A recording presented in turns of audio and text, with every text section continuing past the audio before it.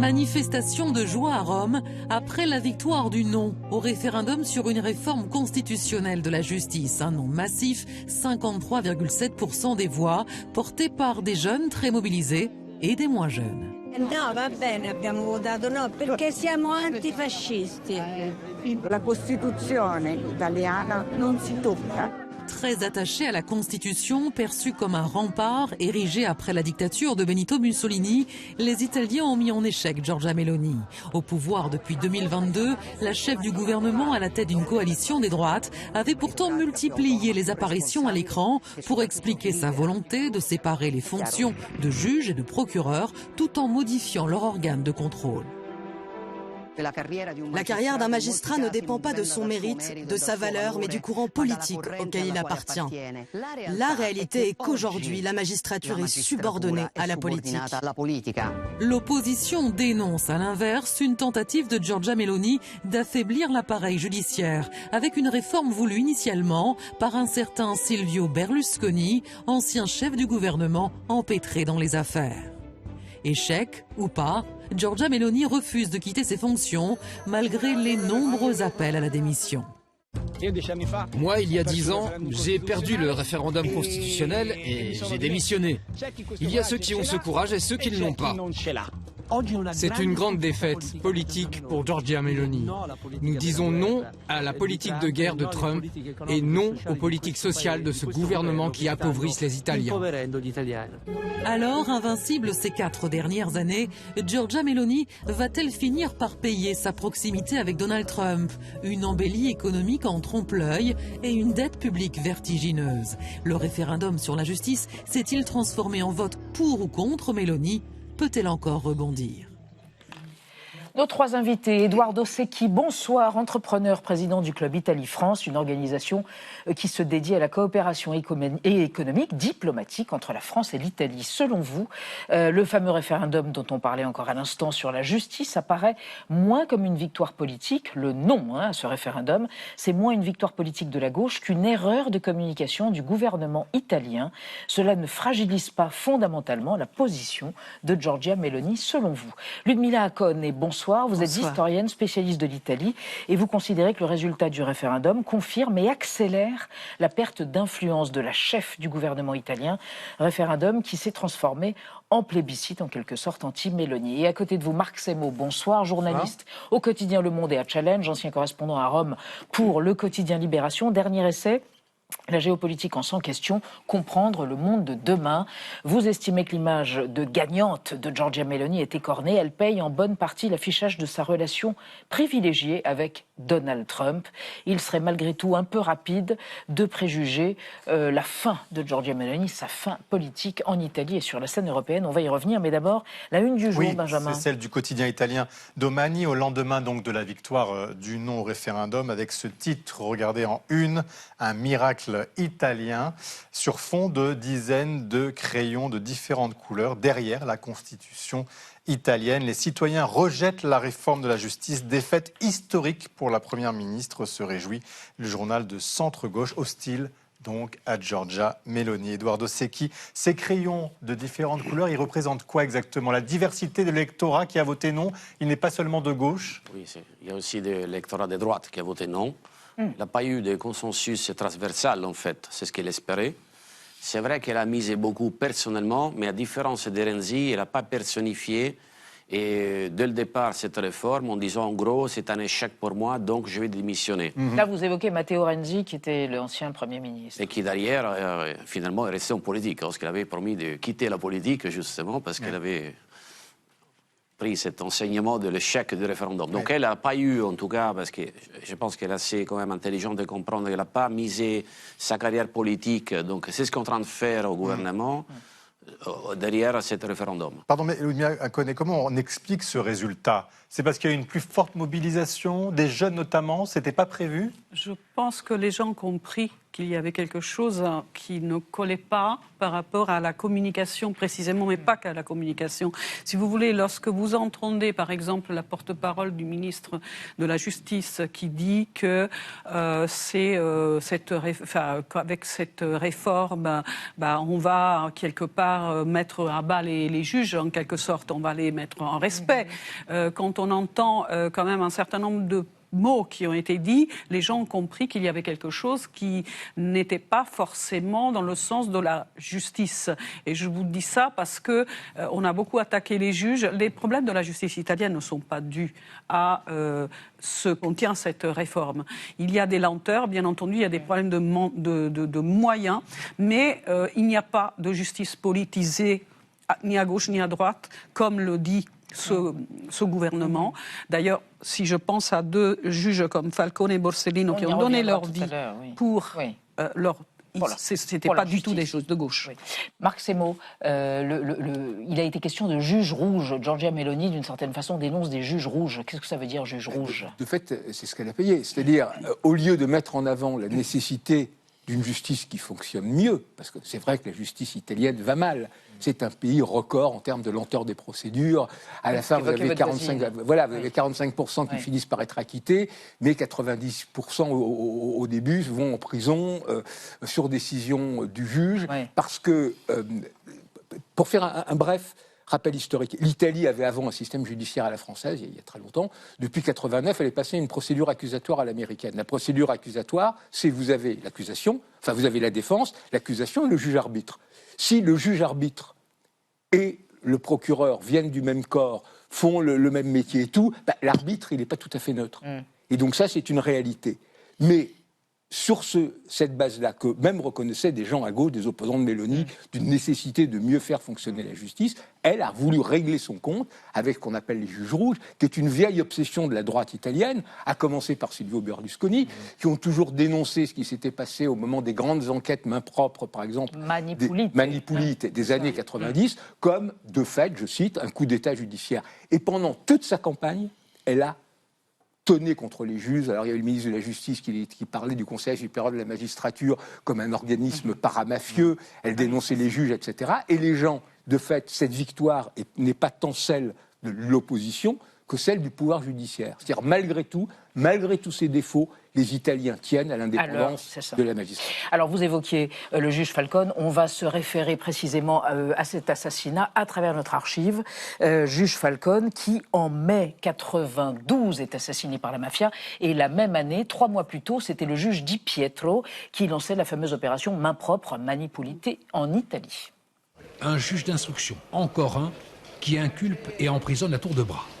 Il a commencé par Milan, mais son enquête s'étend maintenant à tout le pays. Ce qu'il traque, c'est le pot de vin. Et rien n'arrête l'appétit du juge Di Pietro. Pourtant, le monde politique a bien essayé d'arrêter Di Pietro. Bettino Craxi, par exemple, le patron des socialistes, a lancé des accusations sévères contre le juge, sans résultat. Le chirurgien Di Pietro continue de disséquer le système. Il démonte cette collusion générale dans laquelle les partis se partagent tous les postes de fonctionnaires.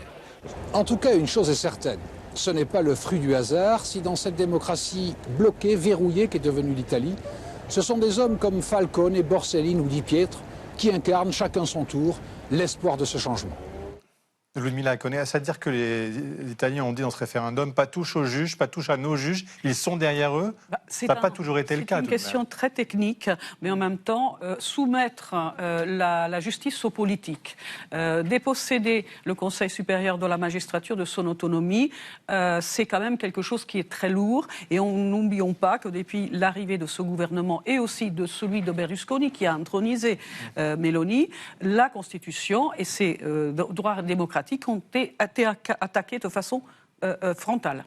Mais dans cette réforme, le juge Di Pietro, Antonio Di Pietro dont on parlait, le juge Antonio Di Pietro était pour cette réforme.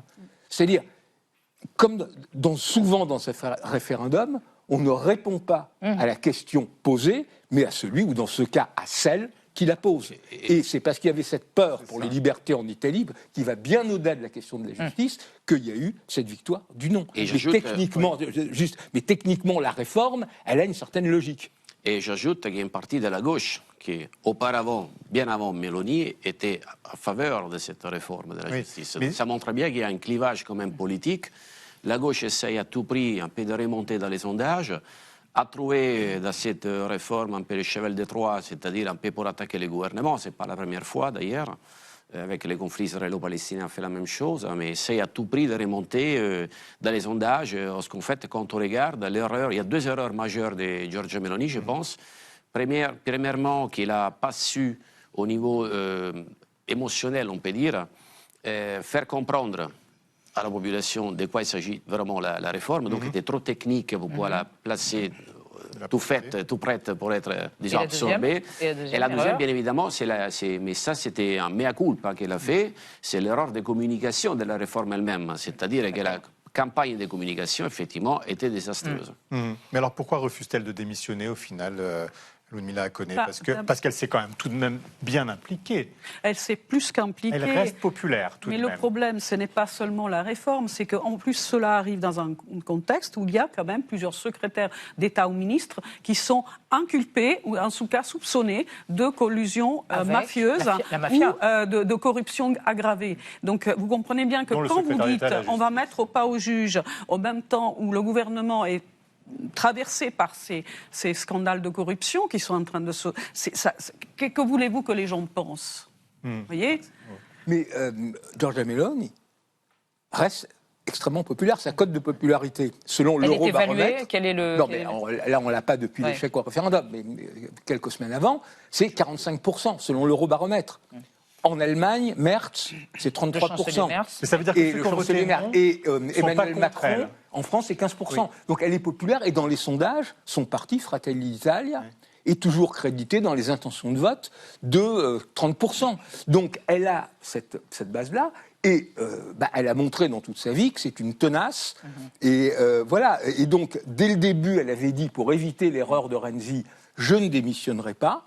Ce n'est pas, je ne mets pas mon poste dans la balance. Donc là-dessus, elle continue. Alors reste à savoir si elle pourra si ça sera possible. Parce qu'évidemment, elle est politiquement très affaiblie, mais elle garde un certain nombre de cartes. Juste un dernier point. Il y a eu un sondage qui a été fait par Utrend en Italie. 37% de ceux qui ont voté non pensent qu'elle doit rester au pouvoir. Mais ça veut dire que aussi la gauche n'est pas prête à prendre la suite. C'est ça aussi, qu'il n'y a pas d'opposition réelle actuellement à Meloni? Il y a 2 indicateurs importants. Premièrement, il faut rappeler que c'est déjà un succès pour la politique italienne. Un pays notoire pour son instabilité, ça fait 3 ans qu'elle est stable. 3 ans et demi, ça tient. À la de la France, d'ailleurs. Ce qu'on dit, justement, cette stabilité, elle est très importante. Ça fait du bien au marché financier. Donc la note sur la dette publique, dette souveraine, a augmenté. Elle a fait quand même des efforts, entamés auparavant par Draghi, mais elle a quand même continué sur l'agenda de Draghi. Il faut avouer, parce qu'on a les données statistiques, on ne peut pas les nier, c'est-à-dire que les dépenses publiques ont été baissées, déficit a été réduit de la moitié, excédent commercial à l'export, plein emploi, 62%. Donc, il a des indicateurs qui partent très clairs, qu'on ne le veuille pas. Après qu'elle a hérité, qu'elle a récupéré ces dividendes mis en place par Draghi, c'est vrai, mais c'est vrai aussi qu'elle est en train de faire des choses. En 3 ans, on ne peut pas régler les problèmes d'un pays complexe et réformable comme l'Italie, mais elle a fait quand même des choses. On va y revenir pour rester sur les conséquences politiques. Pour son opposant de gauche, Giuseppe Conte, l'ancien Premier ministre italien et chef du mouvement 5 étoiles, ce scrutin est clairement un désaveu pour Meloni. Meloni può dire quel che vuole, ma non può trascurare, come ho detto, che oggi arriva da parte della popolazione un sonoro avviso di sfratto rispetto all'unica misura, all'unica riforma vera che portano dopo 4 anni. Si apre una nuova stagione, una nuova primavera politica dove i cittadini sono protagonisti. La question, c'est celle de la gauche. Est-ce que Meloni est forte parce que la gauche est faible aussi aujourd'hui? Elle reste forte pour cela ou La pas? gauche n'est pas tout à fait unie et effectivement faible. Elle s'est affaiblie, mais il faut comprendre que ce vote est très important parce que l'Italie Le référendum, a vécu, vous parlez du référendum oui, qui vient d'avoir lieu. parce que l'Italie a vécu une baisse des participations électorales continue. Et dans les derniers 4 référendums qui ont eu lieu il y a quelques mois, il n'y avait même pas le quorum. Donc, si vous Et là, voulez, il y a eu une grosse mobilisation. Voilà, il y a une grosse mobilisation. On ne peut pas penser que c'est simplement une question conjoncturelle. On ne peut pas non plus tout attribuer à une aversion contre Meloni, mais il est clair que si on parle de chômage, de pouvoir d'achat, etc., l'Italie devient de plus en plus pauvre et que les inégalités se creusent. Marc Semo, elle avait également prévu de réformer le code électoral. Est-ce qu'aujourd'hui, Giorgia Meloni, elle a intérêt à lancer des élections législatives anticipées? Alors, ça se discute, parce qu'effectivement, on peut dire qu'elle y a intérêt parce que... Parce qu'elle joue d'une forte popularité. Elle reste populaire. La gauche n'a toujours pas réussi à s'unifier, à faire émerger une figure charismatique.